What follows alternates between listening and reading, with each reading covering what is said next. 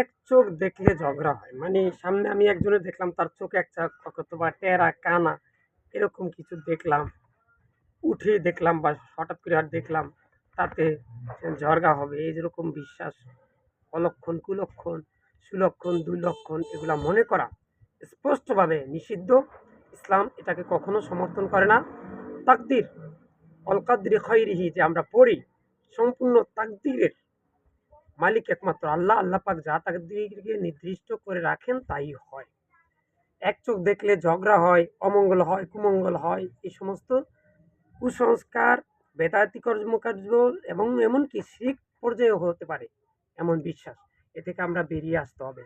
হাতে হতে কিছু পড়ে গেলে বিপদ, নাউজুবিল্লাহ। হঠাৎ হাত থেকে কিছু পড়ে গেছে, ছুটে গেছে, কোথায় যাত্রা করা অবস্থায় হোঁচট খেয়েছে, এটা কুলক্ষণ, দুলক্ষণ, বিপদ, এগুলা কোনো কিছু মনে করা যাবে না। মনে রাখতে হবে অল কাদরি খাইরি ওয়া শাররিহি মিনাল্লাহি তাআলা ওয়াল বাসি বাদাল মাউত। তাহলে আমরা যারা মুসলমান তারা এই সমস্ত কথাবার্তা থেকে বিরত থাকবো, বিশ্বাস থেকে বিরত থাকবো। ময় মুরব্বির যত কথা আছে এগুলা সব বাদ। কোরআন এবং সহিহ হাদিসে যা আছে তা আমাদেরকে মানতে হবে, ফলো করতে হবে, সেভাবে আমল করতে হবে। আমার হাজার, হাজার ভিডিও আছে। আমার কোনো ভিডিও যদি কোরআন এবং সহিহ হাদিসের বাহিরে হয় তাহলে সেটা মানবেন না এবং সেটাকে দেয়ালে ছুঁড়ে ফেলে দিবেন। কিন্তু কোরআন এবং সহিহ হাদিসের আলোকে যদি আমার কোরআন তেলাওয়াতগুলা হয় এবং ভিডিওগুলা হয় সেগুলা মানবেন এবং সেগুলা ফলো করবেন, মানুষকে ফলো করার জন্য বলবেন, এই যে আমল করবেন, সবাইকে ভিডিওটা দেখাবেন এবং তারাও যেন আমার কথাগুলা শুনে সেভাবে আমল করে।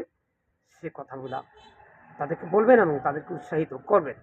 ভিডিওটা বেশি, বেশি করে শেয়ার করেন, লাইক করেন, কমেন্ট করেন এবং আমি আপনাদের উদ্দেশ্যে একটি কথা বলবো, নিজে ৫ ওয়াক্ত নামাজ পড়বেন।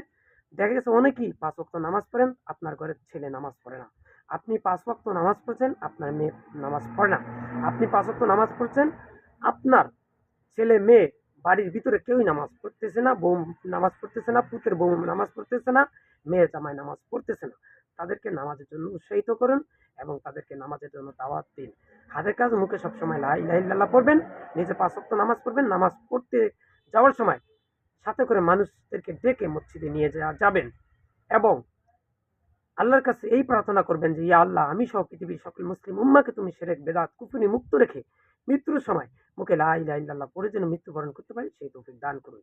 এটা সবসময় মুনাজাতে পড়বেন এবং ৪ কুল সবসময় পড়বেন। কুল আউযু বিরাব্বিন নাস, কুল আউযু বিরাব্বিল ফালাক, কুল হুয়াল্লাহ, কুল ইয়া আইয়ুহাল কাফিরুন। এবং শোয়ার সময় অবশ্যই আয়াতুল কুরসি, আল্লাহু লা ইলাহা ইল্লা হুয়াল হাইয়ুল কাইয়ুম শেষ পর্যন্ত পড়বেন এবং যদি পারেন এটাও মুখস্থ করবেন সূরা বাকারার ২ টি আয়াত, যে আমানা রাসূলু বিমা উনজিলা ইলাইহি মির রাব্বিহি ওয়াল মুমিনুন কুল্লুন আমানা বিল্লাহি ওয়া মালাইকাতিহি। এটা দোয়ায়ে ইস্তেগফার, এটা পড়বেন বেশি, বেশি করে। শেয়ার করুন এখনই। আসসালামু আলাইকুম।